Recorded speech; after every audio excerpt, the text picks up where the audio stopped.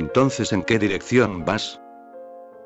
Amado maestro, a menudo te escucho alegremente decir cosas contradictorias, y sueles resaltar que cada cosa tiene un opuesto polar que la completa. Pero la otra mañana tuve un problema cuando hablabas de ofrecer tu amistad a tus Sannyasins. Entiendo que algunos han tomado esta oportunidad largo tiempo deseada para engrandecerse, y no han sido conscientes de que básicamente están resentidos y enfadados contigo por el hecho de ser meros discípulos. Mi comprensión cuando nos decías en Kulu y en Katmandú que, en lo que te concernía, tú ya no tenías discípulos, y que ahora dependía de nosotros dejar atrás el discipulado, era totalmente diferente. A mí, tu oferta de amistad me dejó anonadado, y sentí más respeto y amor por ti que nunca antes, y me sentí muy agradecido. Sentí que una intimidad muy delicada, sensible y preciosa empezaba a crecer entre tú y yo, siendo tú mi maestro. Ahora dices que todo esto no era más que un dispositivo para librarte de los egoístas y que ellos disfrutaron con esta oferta tuya. Ya no entiendo nada. ¿Lo entendí todo mal? ¿Dónde estoy enganchado? La pregunta es de Premda. Su situación es diferente de la de los que estaban esperando una oportunidad para satisfacer su ego. Él es nuevo. No ha conocido en absoluto la fase de discipulado, por eso cuando se ofreció amistad, la oferta no pasó a nutrir su ego. Fue directamente a su corazón porque no tiene resentimiento, no está enfadado por ser un discípulo. Para él, esto se convirtió en una intimidad alegre y en un crecimiento amoroso. Ahora siente más reverencia, más amor, más respeto. Esto le aportará la maravillosa experiencia del discipulado. Por eso su situación es tan diferente que no hay contradicción.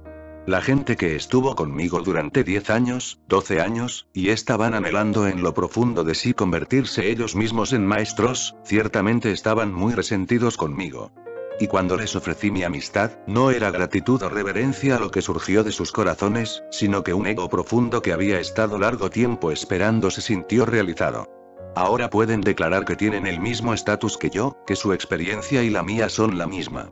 Por eso mi declaración de amistad supuso para ellos el final del discipulado. Y no fue el principio de una amistad. Simplemente fue el final del camino. Pero para Premda la situación es diferente. No ha estado muchos años conmigo y no ha pensado ni un momento en ser un maestro. Su único deseo ha sido el de estar cerca de mí, ser íntimo mío. Por eso, cuando declaré que soy vuestro amigo, este deseo se realizó, y creó intimidad amorosa y veneración. Puede verse en la pregunta. Yo me llamé amigo vuestro, pero él dice que empezó a sentir veneración por el maestro. Para los que habían estado llamándome maestro, la declaración de amistad acabó con el discipulado, y para el que simplemente deseaba la intimidad, la misma declaración le hizo discípulo. Las personas que deseaban ser maestros no eran muchas, pertenecían únicamente a la categoría de los terapeutas. Y unos pocos terapeutas, no todos.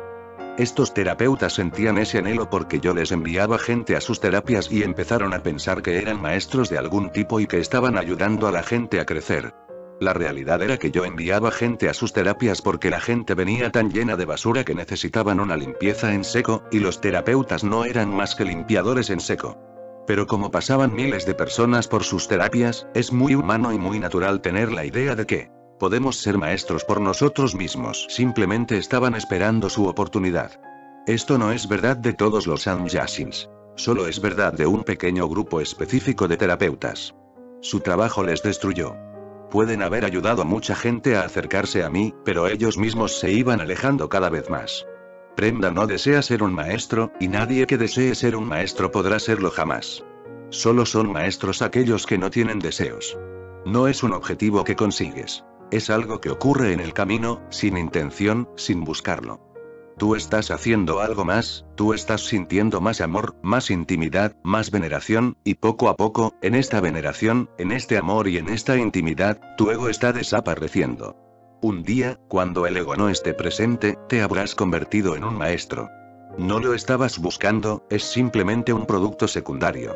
Y esos pobres terapeutas han fallado, aunque estuvieron conmigo durante años, porque seguían siendo ambiciosos, trepadores. En su mente siempre estaban pensando en cómo convertirse en maestros. Es bueno que mi ofrecimiento de amistad crease el discipulado en ti. Así es como debería haber sido para todos los que están aquí buscando la verdad sinceramente, buscándose a sí mismos. Bendito seas.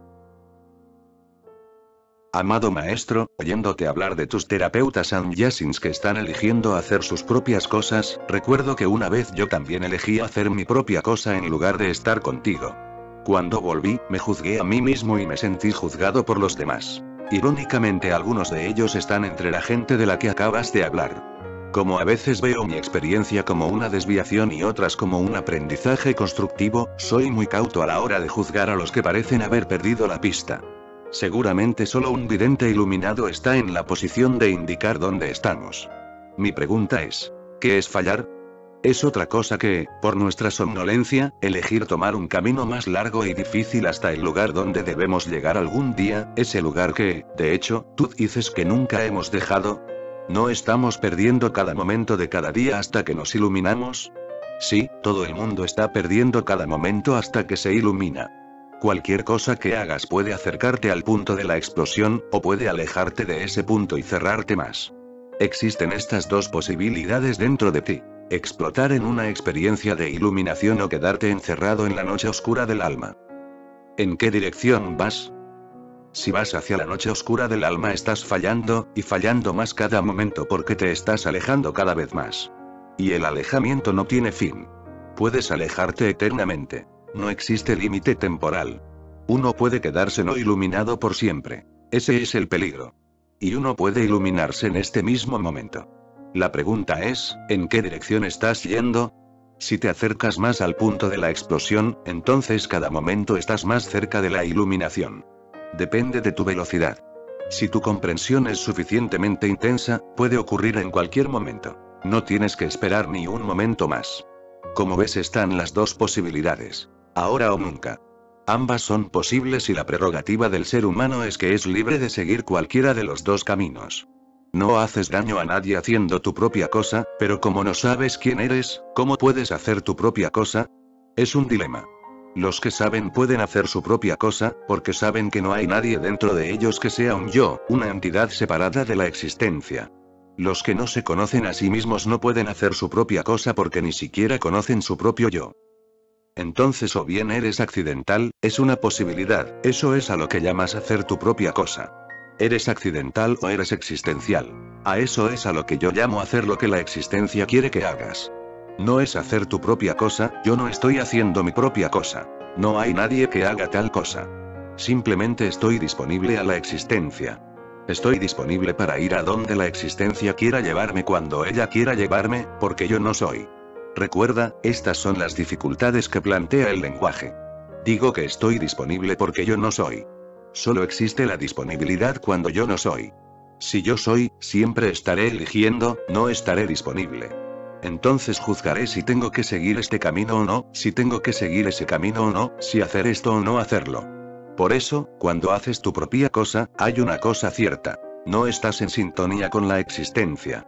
Entonces, ¿cómo será lo que hagas? Solo puede ser accidental. Yo sé de gente que ha venido a mí accidentalmente. Habían venido a encontrarse con un amigo suyo que era sannyasin, no habían venido a verme o a encontrarse conmigo. Ni siquiera estaban remotamente interesados en mí, pero al escucharme se interesaron, les entró curiosidad, se fueron implicando. Esto es accidental. Si les envío a hacer algo, puedo estar seguro de que ocurrirá algún accidente. Lo he intentado. Viendo que alguna gente era accidental, les he dicho: id y abrid un centro en vuestro lugar de origen, y se sintieron muy felices, fueron allí, se enamoraron de una mujer y se olvidaron del centro. Se casaron y entraron en el complejo lío del matrimonio. No se puede depender de esta gente. No son fiables. No es culpa suya. Solo son un peso muerto. Ante cualquier suceso empiezan a hacer cosas en las que nunca antes habían pensado, hacen cosas sin pensar si realmente las quieren hacer o no. Como quizá otros las están haciendo, ellos también se ponen a hacerlas. Lo que llamas hacer tu propia cosa es accidental, porque aún no te conoces a ti mismo. No puedes hacer tu propia cosa. Y ser accidental es permanecer en la oscuridad. Ser enviado por el viento aquí y allá, como una hoja muerta. Sin raíces, sin integridad, sin individualidad, sin tener la sensación de estar conectado con la existencia. Haciendo tu propia cosa, te equivocabas. No porque las cosas que hacías estuvieran mal, sino porque pensabas que eran tuyas. Solo eran accidentales. La gente, los terapeutas que te criticaban pensaban que estaban haciendo mi cosa, no la suya. Y el hecho de tener que hacer mi cosa estaba creando un profundo resentimiento en ellos. En realidad querían hacer su propia cosa. Te criticaban para fortalecer en sí mismos la idea de que hacer la propia cosa está equivocado. Te juzgaban equivocado para reprimir su propia idea. En realidad se estaban juzgando a sí mismos. Y en cuanto tuvieron la oportunidad, ahora todos ellos están haciendo sus propias cosas, y piensan que eso es la libertad. Están diciendo a la gente: el maestro nos ha dado la libertad. Ahora bien, esta es una idea muy estúpida. Nadie puede darte la libertad, y si alguien pudiera dártela, entonces podría quitártela en cualquier momento. La libertad no puede ser un regalo. Tienes que crecer y ser libre. La libertad tiene que ser algo que te ocurra, no es algo que se da.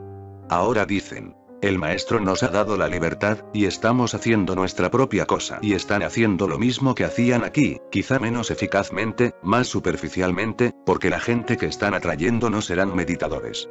Yo solía elegir gente para sus grupos. Viendo la necesidad de la persona, yo solía elegir a qué grupo debía asistir. Ahora estarán trabajando con personas que no les necesitan. Y puede incluso que su trabajo les haga daño. Hay muchas posibilidades de que la gente, tras sus terapias, acabe dañada. Porque la terapia no es nada espiritual. La terapia solo prepara el camino. Si no tienes las semillas, de la tierra que has preparado solo brotarán malas hierbas, maleza. No podrá dar rosas. Aquí, yo usaba su terapia para limpiar el terreno de forma que pudieran sembrarse las semillas de la meditación y la gente pudiera florecer. Pero pronto entenderán. Cuando vean los resultados, la gente empezará a desaparecer de sus grupos de terapia. Sé perfectamente que la gente nunca quiso hacer grupos de terapia. Yo tuve que persuadirles para que asistieran a ellos. Habían venido a escucharme y a meditar. Los grupos de terapia ya están pasados de moda. Esalen, la institución original y pionera en los grupos de terapia, está muriendo. Ya no va nadie. La gente solo va los fines de semana y únicamente aparecen algunos de los antiguos. Y cuando vieron que miles de personas venían a mí y que a través de mí iban a las terapias, no podían creérselo, porque fueron ellos los que lanzaron originalmente el movimiento de las terapias. Les parecía increíble que la gente no fuera allí. La razón es que la gente fue allí, vio sus terapias y descubrió que solo eran juegos en los que se podía participar. Mientras juega, uno se siente bien durante un tiempo, pero en 2 días todo desaparece. Eres la misma persona, no ha cambiado nada. ¿Y para qué seguir pagando y jugando los mismos juegos una y otra vez? Los terapeutas que han estado trabajando aquí, en el mundo de los sannyasins, pronto se sentirán frustrados, tremendamente frustrados. Una de las cosas que les ocurrirán es que los sannyasins dejarán ir a sus terapias al saber que ya no son parte de un movimiento espiritual. En segundo lugar, los que asistan verán que no tiene sentido. No tiene sentido limpiar el terreno una y otra vez para dejar que crezca la maleza. Yo estaba usando la terapia solo como preparación. No era un fin en sí misma. Y estos terapeutas no saben nada de meditación, porque pensaban que meditar con la misma gente que está en terapia con ellos era rebajarse. Son grandes terapeutas. Por eso nunca meditaron, se perdieron la meditación. Tenían tantos conocimientos que creían saberlo todo. No creo que me hayan escuchado. De otro modo no podrían haberme traicionado como lo han hecho. Pero tendrán que volver. No pueden seguir funcionando así durante mucho tiempo. Pronto volverás a ver esas mismas caras y esta vez no serán terapeutas. Esta vez voy a trabajar de una forma totalmente distinta. La terapia no será parte del trabajo. Quizá pueda haber consultas individualizadas, pero no terapias. No hay nada malo en hacer tu propia cosa. Simplemente recuerda que es accidental. En primer lugar, conócete a ti mismo y después haz cualquier cosa que suceda, que surja de tu nada. Y de la nada siempre surge el loto del nirvana.